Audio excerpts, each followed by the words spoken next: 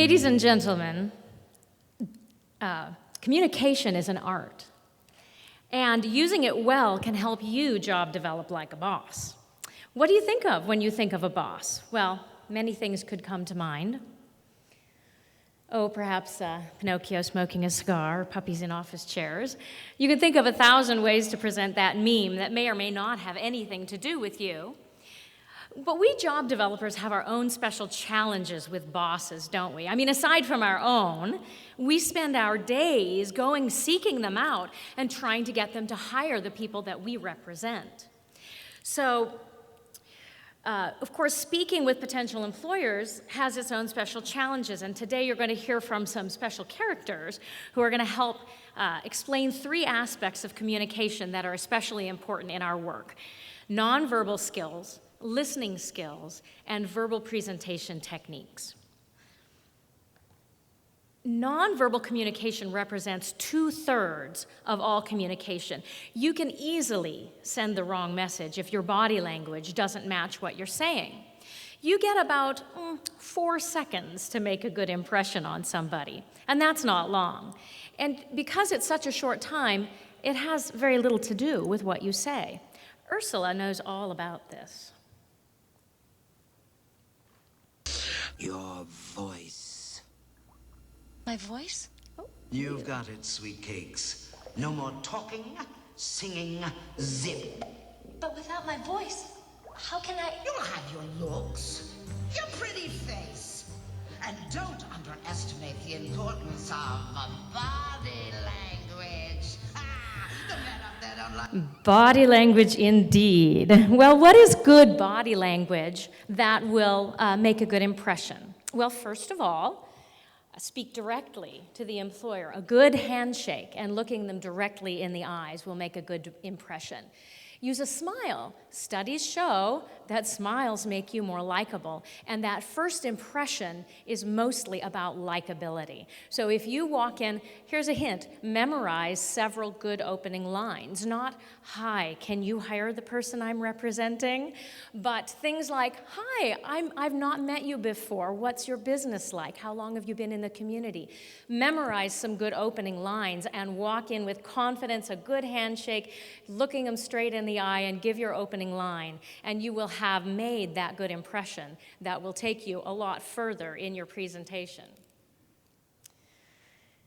Appearance is important. You need to dress for the industry, but perhaps think about dressing just a little bit nicer than the typical worker in that industry. You want to be just a bit above where they normally are, because of course every time you meet somebody for the first time, it's important to be more dressed up than dressed down. So maybe you need to keep an extra jacket in your car, or maybe a different pair of shoes, so that if you, on the fly, decide to go into a place, you can dress up a little bit. I don't know if you ever job coach in a stable, but I do sometimes. And then you want to go job developing. So that's important. There's a great TED Talk floating around that some of you have probably seen, given by social psychologist Amy Cuddy. It's called "Your Body Language Shapes Who You Are." And in it relates studies that she's done where she had people either adopt positions, body positions, posture of power, like the ones on the top in the far graphic there, or the square graphic. Those are all power postures. Or they had people adopt postures that signal timidity or closure, like the ones on the bottom in the 2-column one there. Cuddy's research shows that your own posture can actually raise or lower your dominance hormones. I mean, it's not just about making a good impression. It's actually about yourself. So she says that it's about what your body language is communicating to you. Your body language is changing your mind, which changes your behavior, which changes your outcomes. Now, her studies, they had people actually adopt these postures for a period of several minutes before they went into a job interview. And it was a study, double-blind, all of that. People who adopted the power postures before they went into the interview were more likely to be chosen as the people that the viewers would like to hire. So this is something we can absolutely use. So everybody just put your arms up in the air. There it is. And when you you put your arms back down, you can keep them up as long as you like, I don't care. You keep your shoulders back. Keep your legs uncrossed. Sit in an open posture, and your dominance hormones will rise, and you will be more confident, and you will make a better first impression. So there you go. There's your little tip for the day. How about teaching that to people that you work with before they go into job interviews? They can do that too. Now, I do suggest maybe not right in front of the storefront, maybe not right in front of the guy's office, maybe in your car or in the restroom before you go in would be a good idea. All right, so once you've made a good impression and you're talking to someone, how do you get the most out of your conversation? Well, maybe you need a wise woman in a tree to give you a hint. Grandmother Willow. Natura, you will understand. Listen with your heart, you will understand. Let it break upon you like a wave upon the sand. It's saying something's coming. Strange clouds?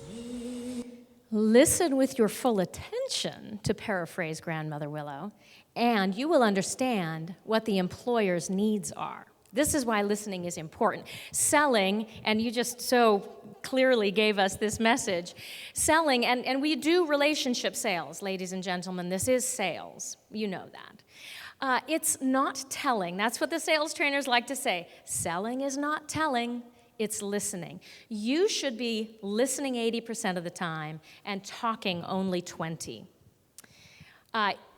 You need to be developing that relationship with the employer, and we just heard it all, so I won't say as much about it, but it's exactly right. That relationship in which the consultant knows what the other party needs and is seen as the person who can meet those needs. So even if you're not sitting with them in committees, you can do this just in your visits, in your tours, in your cold calls even, if you're doing that. Active listening involves the purpose and intent of truly understanding what is being said. And unfortunately, most of us are listening, as Stephen Covey calls it, autobiographically, which kind of means we're just planning what we're going to say next. Instead, you need to be quiet. You need to take time. You need to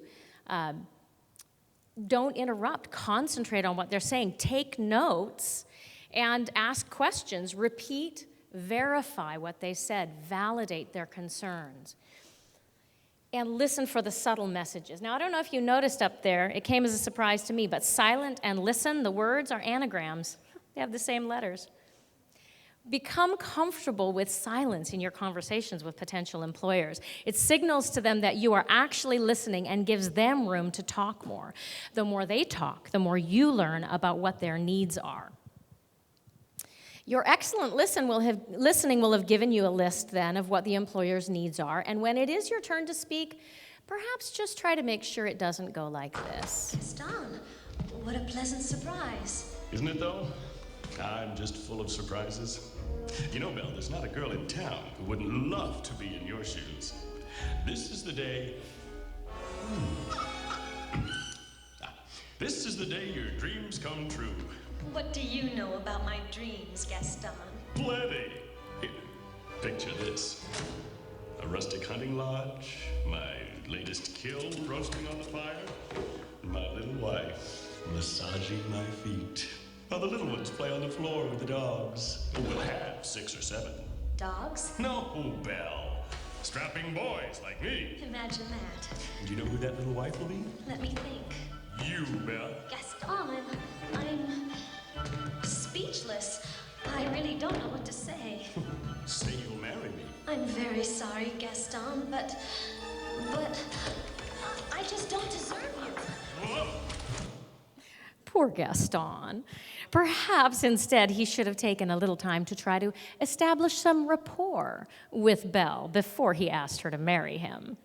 And we need to be doing that with potential employers as well. When you walk in, ask about something in their office that interests you and get them talking.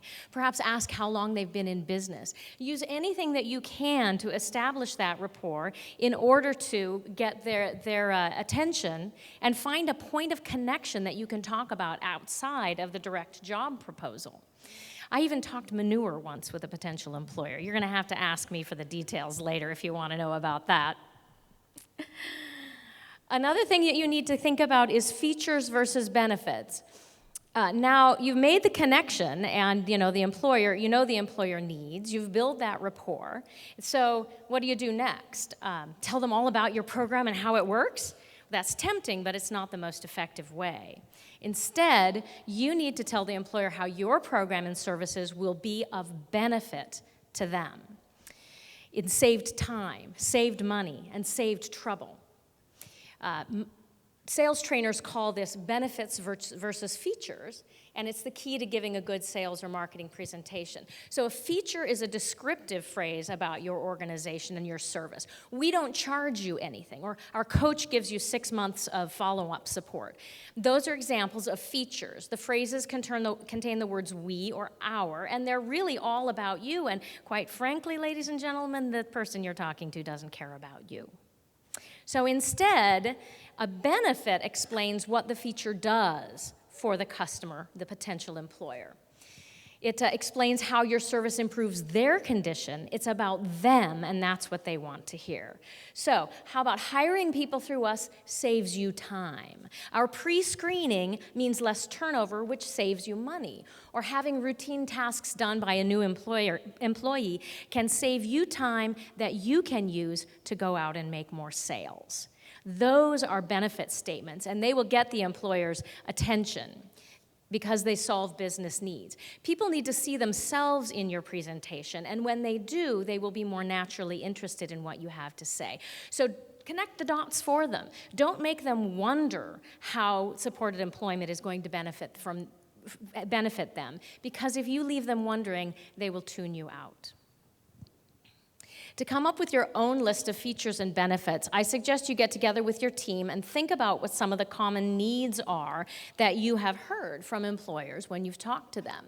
List the features of your program that meet those needs in one column, and that right next to that, you can list that in terms of benefits. What does it do for the employer? And then we even took it one step further in this chart here. You can see it says ultimate benefit, because the ultimate benefit is, does it come down to time? Does it come down to money? Those are time and money and saved effort are the things that are the ultimate benefit. Now, of course, every once in a while you'll come across the employer that wants to hire somebody because it's a way for them to do well by doing good, and that's great. You'll come across those as well. There's a huge amount of information, by the way, about that on the internet. So search for features versus benefits, and you'll find a lot of training materials. So finally, I want you to remember to think big and ask for what you want. After all, if you don't ask for the job, you'll never get it. You lose 100% of the opportunities you never ask for. So if you do this, your participants will be happy and have jobs perfectly suited to their abilities, and be happy just like these little creatures.